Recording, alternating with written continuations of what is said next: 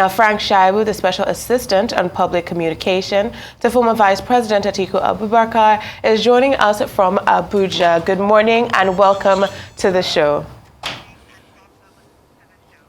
Morning, how do you do? I'm very well, thank you. Now let's jump right into this because we want to talk about the message that's coming out of the Ministry of Education saying anyone under the age of 18 would no longer be able to write JAM and ideally also no longer be able to enroll in a Nigerian university. Now, your boss, the former Vice President, Atiku Abubakar, has come out and said that that policy belongs in the Stone Ages. Do you agree? No, I do not just agree, but I support it wholeheartedly because that policy smacks of wretched illiteracy. You know, first off, it is part of the policy somersault of the present administration. If not, I don't understand why a Minister of Education would want to play politics with education. Over time, we have had multiple ministers of education. Don't forget that the 6334 system of education was introduced as far back as 1982. I remember I was not a product of the 6334, I was a product of the 654 system of education. But when the 6334 system of education was introduced as at 1982, of course, it took different states to implement it at different stages, different times. You know, I remember vividly that in Benue State at that time, because I now belong to Kogi State, before the creation of Kogi State, in Benue State at that time, implementation started as late as 1984, even when the policy started or was initiated in 1982. You know, and it was done in phases. And don't forget too that in this administration, you know, like every other administration, it's not even peculiar to this administration. Successive ministers of education come with different issues, different things. They do what they call naming ceremonies. What is a naming ceremony for an Islamic, for maybe an Islamic fellow or a Muslim if there is no ram? How can you conduct a naming ceremony just by nomenclature? You just want to change names, you just want to come up with policies that will stand you out as that people will remember you for as a minister. It shouldn't be limited to our policies. You don't play politics with our educational policy. It is already bad enough. Don't forget that when the 6334 system of education was initiated in 1982, the first thing and the brain behind it and the major template was a situation where the 3H of education, the 3H, as in HHH in 3 locations, that has to do with the hands, the head, and the heart, will be encapsulated into the educational sector, where you don't just pass through school. By the time a child gets into the junior secondary school, he should have what we call, he should be equipped with skills in vocational education. But that was not to be. Of course, we had a policy somersault later on when people like Professor Dr. Obi became Minister of Education. Even under Jonathan, you had issues like I had the former President Jonathan, complain and even apologize to Nigerians. He said we should apologize to Nigerians because our education system has failed.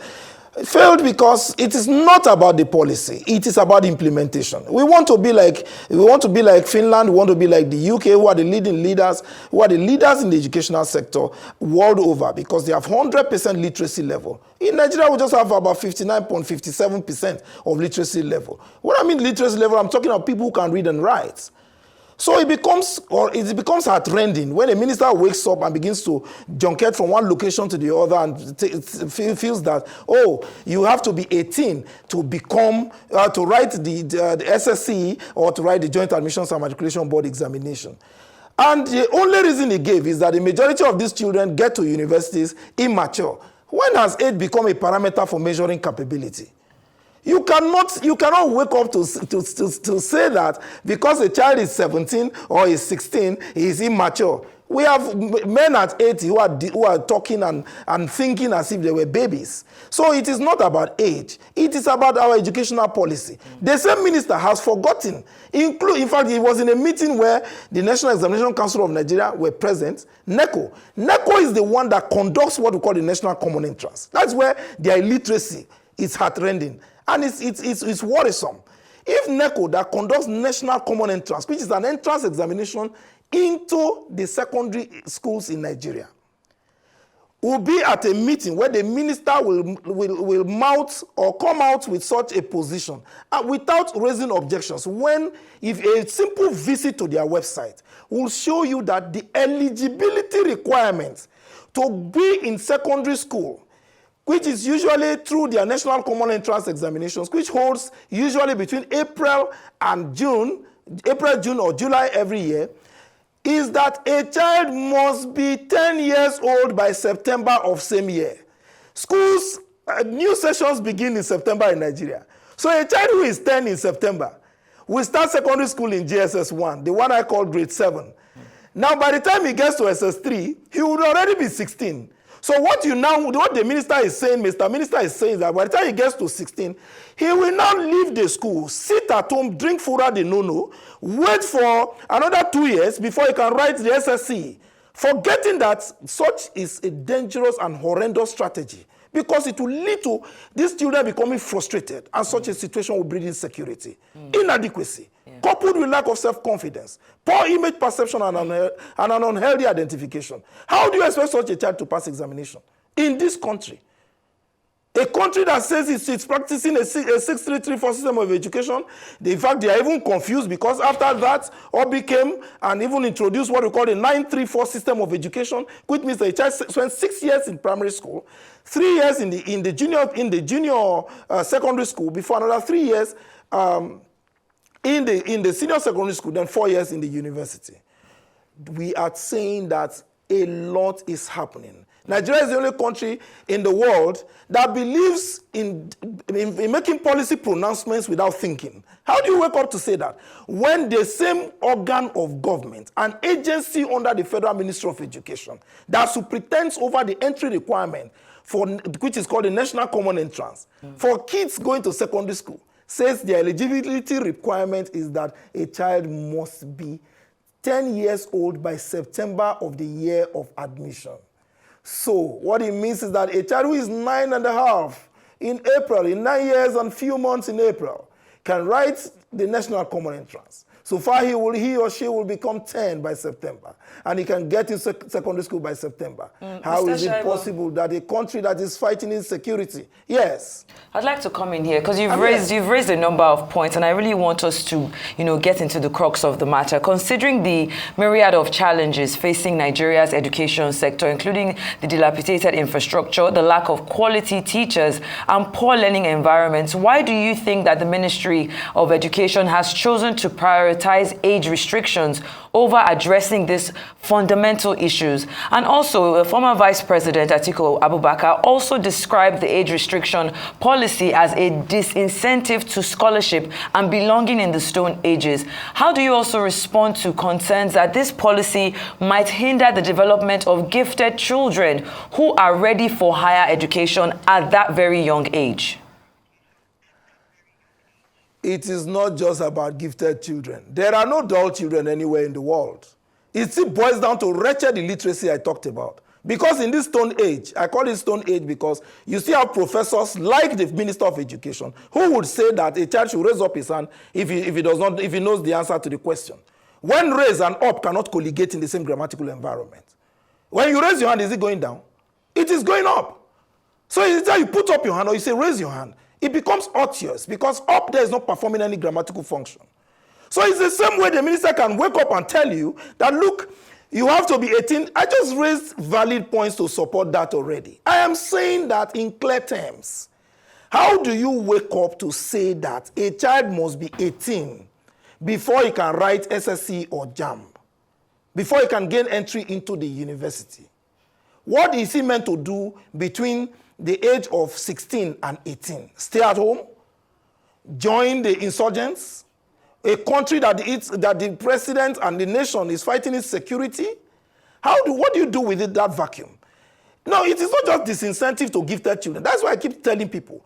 It's only in the Stone Ages where they tell you, oh, there's primary 1A, B, C, D, and E. Those in D and E belong as children who are struggling. While the ones in A and B are high flyers. No, there are no dull children anywhere in the world. They are only slow learners. Now, schools were established because of slow learners, not even because of the high flyers. So if a child who has passed common entrance at 9 years and maybe 8 months, applies to high school in at 10, and is done at 16, you say he should not write the Joint Admissions and Matriculation Board. No, or he should not write the SSC, he should wait till 2 years after. Now, the dilapidated infrastructure you're talking is the crux of the matter. We have about 274 universities in Nigeria. 149 of them belong to the private sector, private owners of universities. About 63 of them belong to state governments. 62 belong to the federal government. That's about 274 at the last count. I don't know what may have happened with the NUC in maybe in the last few months or since the advent of this current administration. And I put it to you that the carrying capacity of these universities is limited. And I believe true, very strongly, that this manipulation is coming from the Joint Admissions and Matriculation Board. Because if you have just 274 universities that cannot admit more than 700,000 children, and you have over 3 million students writing JAMB every year, what do you do with them? By the time they come with the VC's list, they come with the president's list, they come with the governor's list, they come with different politicians' lists, quality will no longer be there. There will be no space to admit other children. And because there is no space to admit them, you now believe that the only way you can reduce pressure on the university, instead of building infrastructure, instead of improving quality of classrooms, instead of improving quality of hostel accommodation, you now say the only way you can do that is to now restrict age, to now say that you have to be 18 before you get to university or before you can write SSC, when your policy on its own, a federal policy, says that you have to be 10 by the year of admission into secondary school, you have to be 10. So if you are 10 mathematically, and you spend 6 years in secondary school, would that not be 16? Yes, sir. How can the same minister who superintends over this, yes. You know, so that's why I say that these are some of the wretched illiteracy. Yes. We cannot think before we talk. Yes. Yes. So I want us to just move the conversation a little further, because you have said that the policy reeks of illiteracy. You have actually also said that it reeks of a lack of thinking. However, your ex-co-worker, Daniel Bwala, another former representative of Atiku Abubakar, had gone on air very recently to say that this administration is actually succeeding, that they're thinking very well, and that they're listening to Nigerians. Do you disagree with what Mr. Bwala is saying in the media? The first thing I want to disagree with is your description of Mr. Bwala as my former co-worker. I don't understand what that means in English lexicography. Well, for me, I'll tell you pointedly. Mr. Bwala has announced publicly that he belongs to the APC and he is a puppeteer-in-chief for the present administration. That is his business. It is his right. It is within his rights. And if he says too that, the same administration he condemned and said that even if it takes Mr. Tinubu 30 years, nothing can change. And he can turn around in the day before the cock will crow 3 times to say that this is the best thing that will ever happen in mass and on this planet. It is still within his right. But you see, it is left for the world to judge, to separate the wheat from the chaff. So I don't want to be associated with such characters who will say one thing in the day and the other in the night. So I would rather discuss the current administration on my own pedigree, not to have to do anything with responding to Mr. Bwala. That said, this particular issue we're under discourse it goes to show the failure of the current administration. It means that they came without a plan. If you have a plan for education, the same way on the day of swearing in, the day the president took over the oath of office, he said, look, subsidy is gone. Without a plan, today subsidy is being paid. We're spending much more than we used to pay under the last administration, under the last APC administration. It is because there was no planning. Now the minister wakes up, you have to be 18 before you can write SSC. It's still lack of planning. Forgetting that NECO, which is an agency under him, has eligibility requirement on its website and for all schools in Nigeria that you have to be 10 before September of the school year that the child is supposed to gain entry into secondary school. So how do you reconcile that? How on earth do you reconcile that? You see, so this is what we are saying. The failure cannot be described in better terms. Failure, hunger, for instance, is a universal terminology. When people were condemning, oh, who are those sponsoring protests and all of that? For me, hunger is a unifying factor. The man who is hungry in Lagos is the same as the man who is hungry in Zamfara. And the man who is hungry in Zamfara is the same as the one who is hungry in Kogi, in Lokoja, in Egume, in Dekina, in Ganabode, in Port Harcourt, in Wike's Port Harcourt. These are the issues. Failure cannot be described in any other term. It's not a textbook definition. While seeing it physically, even you, before you got to work today, I know how you got there. You have to stay in long queues. And I'm sure if you don't have a car, you have to hop different buses, and you know how much you pay to get there to work. So these are the issues. Failure is failure. It does not have any other name. They know they have failed. Their wives know that they have failed. Their children know they are failures. So what are you talking about? What other definition do you want from me? Is it Boala's kind of definition? You can't get it from me. All right, I'd like to come in here and just talk about comparative perspectives, because in many countries, university enrollment is based on academic readiness rather than age. And some have suggested that instead of setting an age limit, which is of course what we're talking about this morning, the focus should be on ensuring students are academically and emotionally prepared for university. Now, what are your thoughts on this approach, and what criteria would you propose for assessing readiness for higher education? I also want to just touch on very quickly, if you know or you're aware that the minister is actually talking about the enforcement of an existing law. If you can just go ahead, Mr. Shaibu. He cannot even enforce it. He does not have the powers to enforce it because it will be resisted by Nigerians. The same set of Nigerians who cannot guarantee quality education in public schools. There are no teachers. Nigeria is the only country in the world where the teachers don't go for refresher courses. And I'm shocked that the leadership of ASU would even support this kind of obnoxious and archaic, stereotyped, conservative policy direction the minister is coming up with. When they are the ones who need more funding for our universities. Our teachers are not trained. We don't even have laboratories. We don't have schools, public schools. Now the Nigerians will now move their children from these so-called public schools to private schools that they cannot even afford to pay. They now, in fact, the choice of schools, which ordinarily should be determined by the quality of the faculty, is now determined by quality of location. A man wants to choose a school for his child. The first thing he considers is how close is it to my house, because he needs to do something. Move his car, take the child to school, or walk with the child to school because of fuel, the high cost of fuel. Some of them who are civil servants, we know what happens in ministries and parastatals in Nigeria, including the FCT. I stand to be corrected. We know those who come to the office and drop their bags in the office and go home because they cannot travel, go drop their kids after school and return. They don't have the fuel to do that. They don't have the gas to do that. Now, teachers in our public schools don't go for refresher courses. My father of blessed memory was my teacher. I remember that after I left college, after I left high school, left university, I was in Lagos, I came back home 15 years later. He was still in the classroom. He was a vice principal academics. And I stumbled on his lesson plan on my dining table. I said, Daddy, everything here looks familiar. He said, yes, nothing has changed. I said, no, everything has changed. How do you tell me nothing has changed? Everything has changed. He said, no. I said, this is the same thing you taught me 15 years ago. You are still teaching other children. He said, yes. I said, no. My dear sister, education is like technology. It is always on the move. Before now, if I tell you that all APC members should converge at Eagle Square, it is correct English. But today,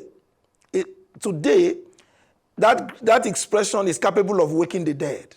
The right expression is converge on. You don't converge at a place or converge in a place. Because the word converge obligatorily admits the preposition of. The preposition on. So you don't converge in a place or at a place. So the issue is teachers in our public schools do not go for refresher courses. If I were the Mr. Minister, I want to write my name in gold. Oh, come on. Why not work on our existing infrastructure? Yes, sir. So why not make sure that there is a deliberate policy for training and retraining of teachers in Nigeria? Understood. Why not work on the come infrastructure in our universities to accommodate more people? Yes, I'd like to come in here. I'd just like to come in here because some might argue that due to limited funds, it's hard to work on infrastructure to accommodate more students. But I'd like to ask, what do you feel about people who say that this is based off scientific study on child development? That child that is not fully developed before the age of 18 should not be left unguarded in these adult spaces. What do you say to those people? We don't have a problem with that. The truth of the matter is that I said it in my opening sentence that age is not a parameter for measuring capability. My daughters, 2 of them are in the university in the United States of America. They went to university. When they make comparisons, I look at them, I laugh. They went to the university at 15. They cook for themselves. I raised them morally. Morally. I have 4 house helps in my home, but interestingly, none of them cook for me. My daughters do that. They start learning the trade from 10. If I'm traveling anywhere for holiday, they fly business. If you fly business class, when you're coming, you must fly economy. You must look at the other sides of the coin. So when they're married tomorrow, nobody will come and tell me, come on, daddy, oh, my husband is not doing well. Maybe things are a little on the downside for the husband. They will not say, oh, no, I'm going to my daddy's house. We are not used to this. You have to be used to it. It is Nigeria. You have to be tough. You have to raise them to be tough, to be able to fit into Tinubu's economy, to fit into APC's economy. Do you understand me? So the issue is, what is maturity? Maturity is not of age. It's a concept of the conscience. It is of the mind. How do you develop the child? How do you do that? Is it by age? Look at the number of insurgents. Look at the number of kidnappers they have arrested. Look at the crime rate in Nigeria. Let me shock you.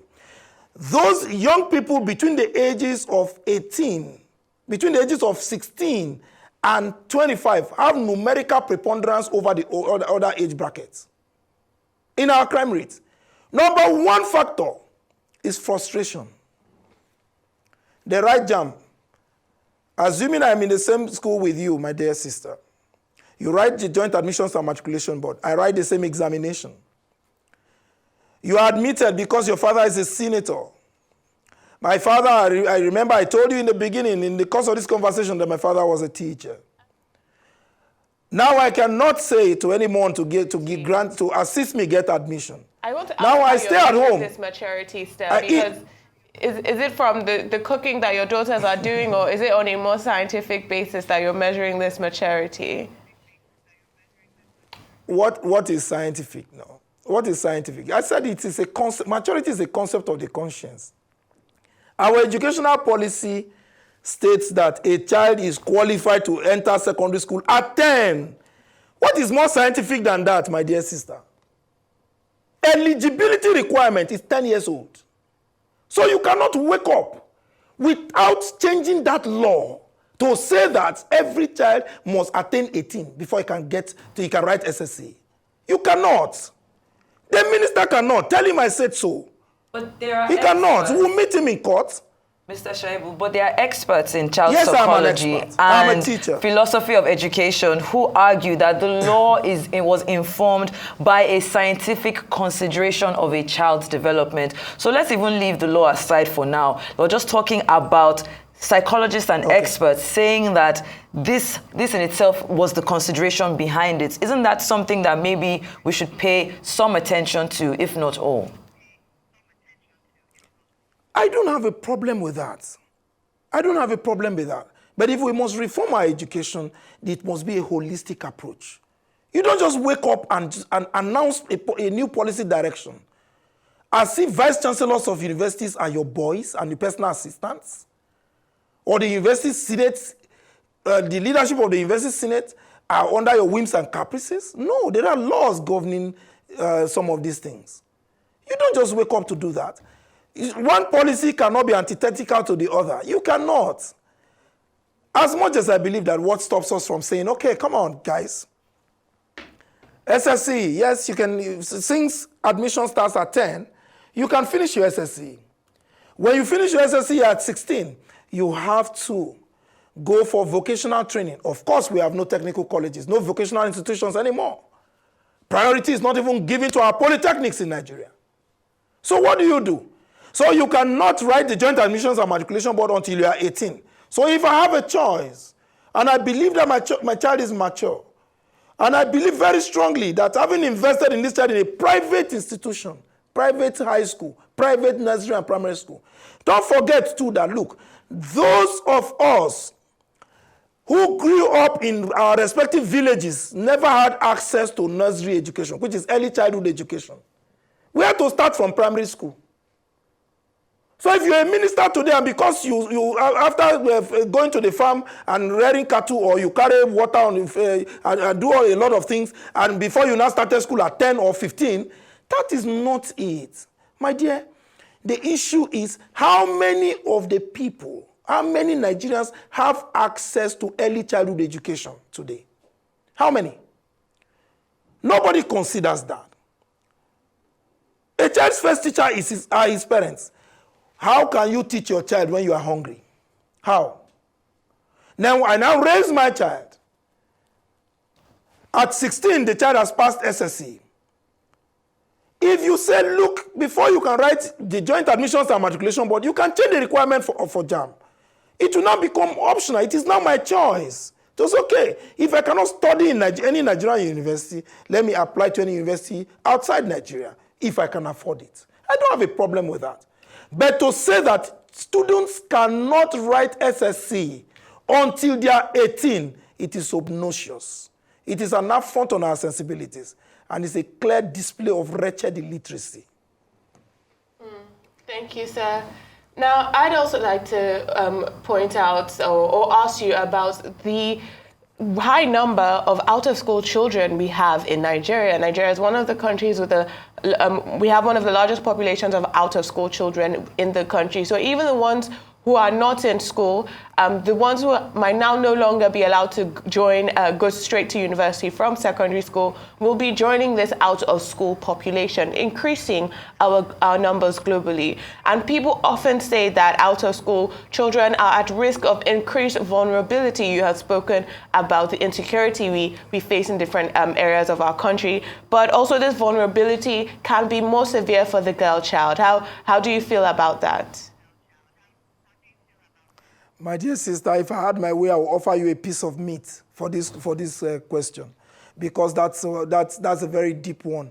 And if I had my way too, I would like you to offer some tutorials even to those managing our educational sector today.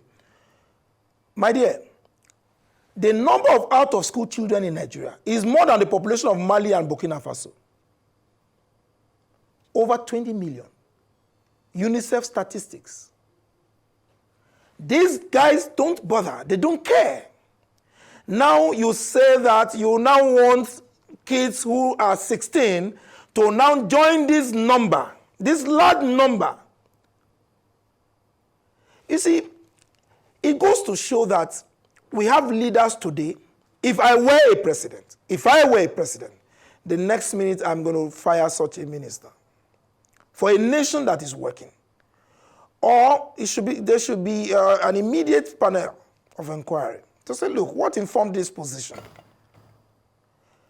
We cannot have this number of children who are out of school, practically owing to poverty. You now want to compare our statistics with Finland, that has 100% literacy level. Or you want to compare our statistics with the United Kingdom, that has about 99% literacy level. Or South Africa, that's about 93.6%. We're talking of countries where education up to the junior secondary school level is free, absolutely free. Absolutely free. In my country, in my own Nigeria, parents labor, struggle under terrible conditions to raise, train, and sponsor their children. Then they now get to grade 12, which is the one you call SS3, and you say they cannot write the SSC exams. Apart from out-of-school children, let me tell you what it will lead to. If they have to stay at home for 2 years before writing SSC at 18, it will lead to high rate of examination malpractice. And inadvertently, it will lead to what we call certificate forgery. You know that since 2021, 2022, we have been complaining about certificate forgery and certificate forgers. So if we now want to add more people to this list of certificate forgers, then Nigerians should know what we are in for under this administration. And that is why this minister must be stopped. There must be a human face to this policy. They can't say that. They cannot. He cannot. Some of us are going to court. He will meet us in court. Okay. Well, thank you very much. We will use their own rules. We will use their own rules to fight them in court. Okay, so to expose their inadequacies and incompetence, Well, we're looking forward to those court cases to see the outcome, particularly for the Nigerian children. Thank you very much for joining us this morning and for your impassioned plea to the minister to look out for the Nigerian children. Thank you for joining us.